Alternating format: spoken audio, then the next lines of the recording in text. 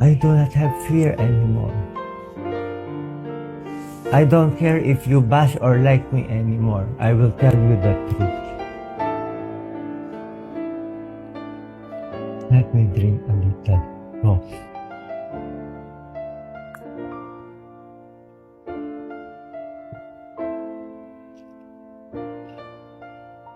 Sana drama na lang to. Sana TV show na lang. All these foods, they taste like metal. This watermelon for you tastes ordinary, but for me,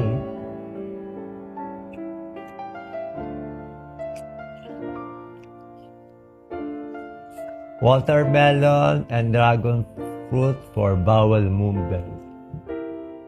That is the correct process of healing. You should defecate, pass your bowels, and urinate every day. Get all the toxins out.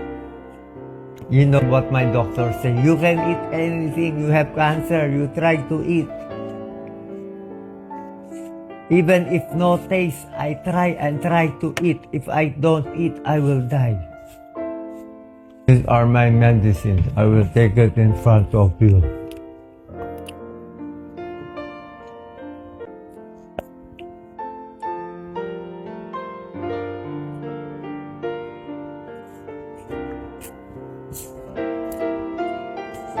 My relatives do not want me to make this video, but I said I owe it to the Filipino people to be honest to them. I owe it.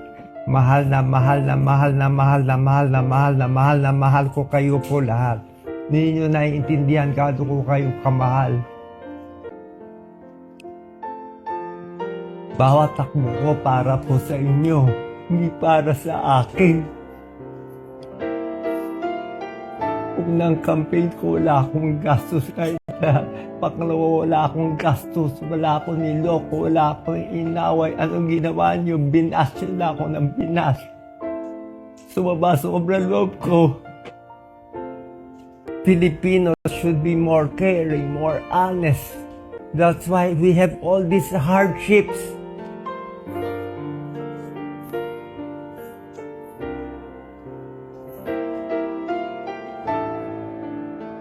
Filipinos, love and cherish each other. Pray to the Blessed Virgin Mary. Pray to Padre Pio. Pray to the Lord Jesus Christ. My whole body is tingling right now, Doc Lisa. Ito, ang kapal-kapal. It's like a spirit came here, all over here. I thought I had high blood pressure, natatakot ako. So I got them to check my BP now. This is my BP, 115/74. My BP 3 days ago is only 85/50. 3 days ago, I was vomiting, shouting, delirious. Heart rate is always 118, temperature 36.8. Hindi po ako nagloloko. Hindi to bola-bola. Life and death to. Baka bukas patay na ako. If I live, I will live for you. I will live for every Juan de la Cruz.